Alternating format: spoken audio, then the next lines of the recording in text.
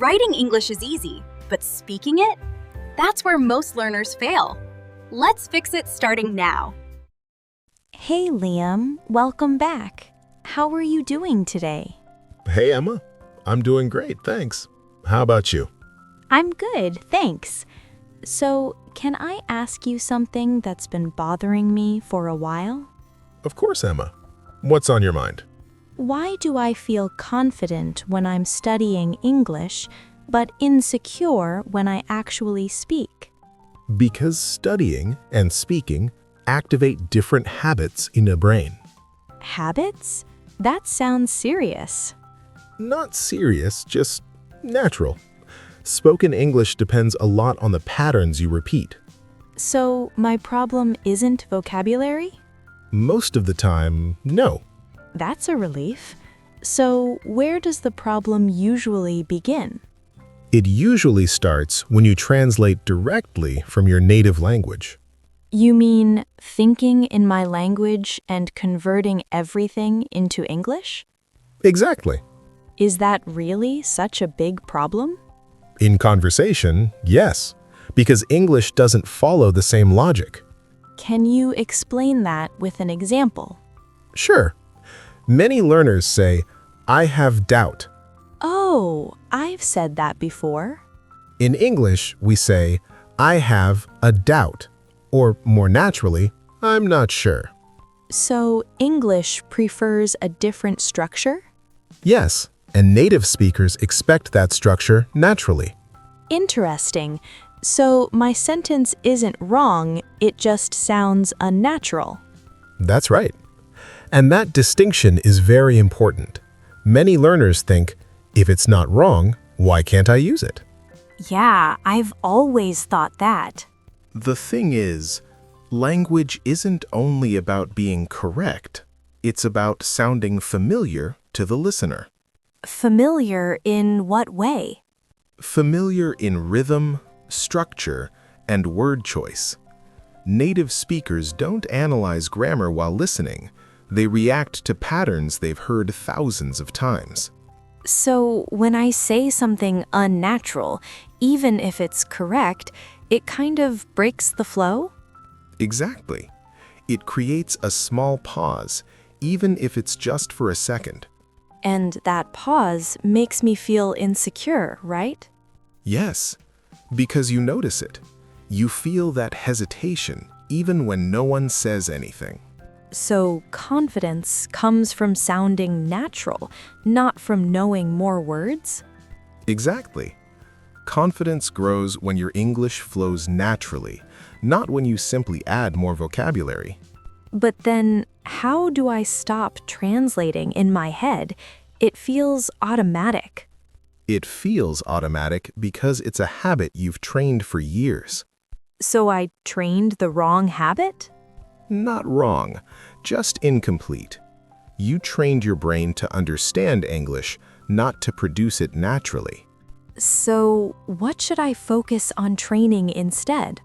Patterns. I like this word because it explains a lot. Yes, Liam. Do you think about how children learn their first language? Yes, they don't study grammar rules, they repeat chunks of language, complete expressions. Like what? Instead of thinking verb to be plus adjective, they just know I'm hungry, I'm tired, I'm not sure. Oh, so I'm not sure is a chunk. So when I say I have doubt, am I basically building the sentence from my own language? Exactly. You're translating word by word, and that slows you down and creates insecurity. And while I'm still building the sentence, the conversation just keeps moving, right? Yes, and that's when the pressure starts to appear. Wow, that explains exactly how it feels. Most learners think they freeze because they're nervous. But is it actually because they're translating in their heads? Exactly. So is confidence really more about speed than perfection? Yes, fluency means being able to respond without overthinking. Even if I make small mistakes? Even then, native speakers make mistakes all the time. Really? Of course, they restart sentences, change words, and correct themselves naturally. But they don't panic, right? Exactly, because they're reacting, not translating. So how can I train myself to react in English? By practicing spoken patterns out loud on a regular basis. Not just listening? Listening helps, but speaking out loud is essential. Your mouth needs training too. My mouth? Yes, speaking is physical. It involves muscles, timing, and rhythm. I never thought about that. That's why many learners understand everything, but still struggle to speak. So, what's a practical example of this kind of training? Let's take a simple situation. Someone asks you, "How was your day?"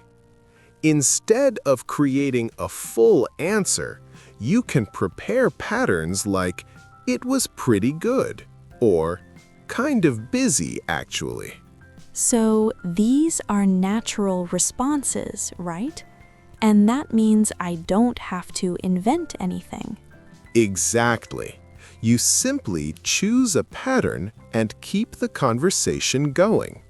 Wow, that already feels much lighter. That light feeling is confidence. So, does that mean confidence isn't really a personality trait? No, it's a skill that anyone can develop. That's such a relief to hear. Huh. And the best part is that skills can be trained with practice. Even if I've been learning English the wrong way for years? Especially then, you already have a strong foundation.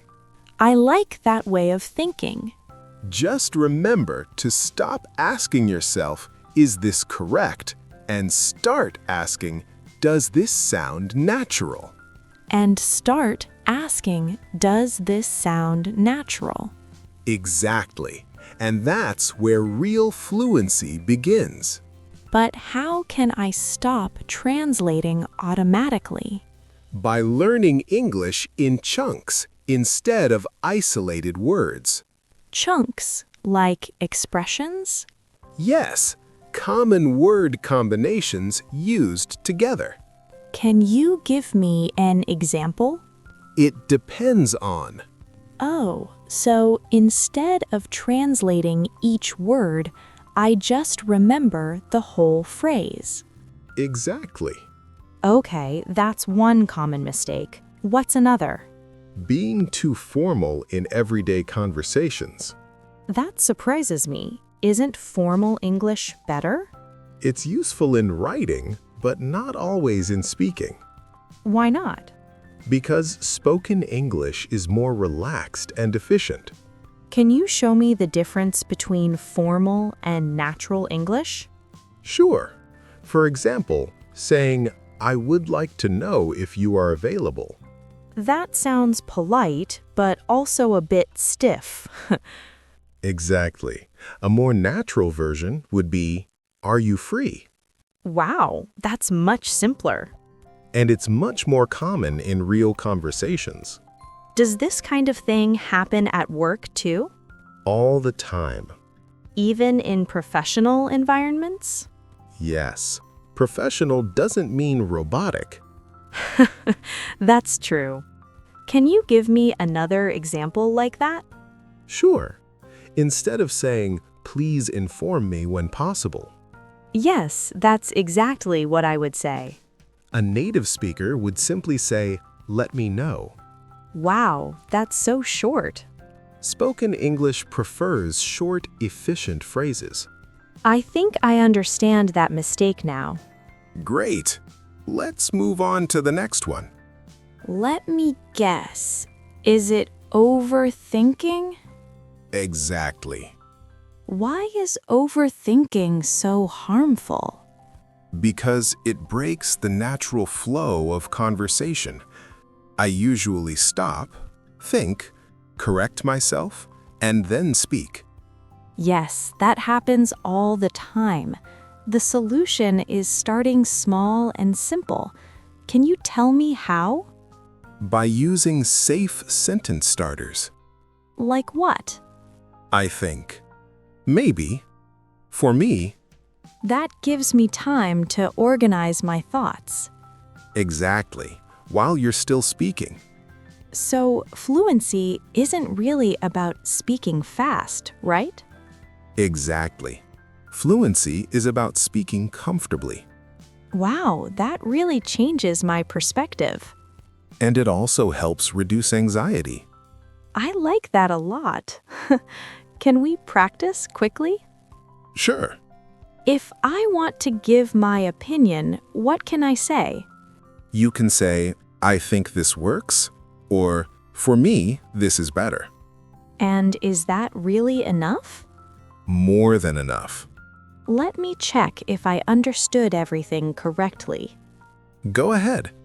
Translating directly is one of the main problems, right?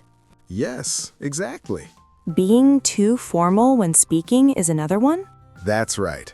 And overthinking before talking is another issue? Exactly. Honestly, I feel much more confident now. That's the goal. My English wasn't bad, it was just unnatural. And now it's becoming natural. I don't feel the pressure to be perfect anymore. Perfect English isn't necessary for real communication. One last question, okay? Sure.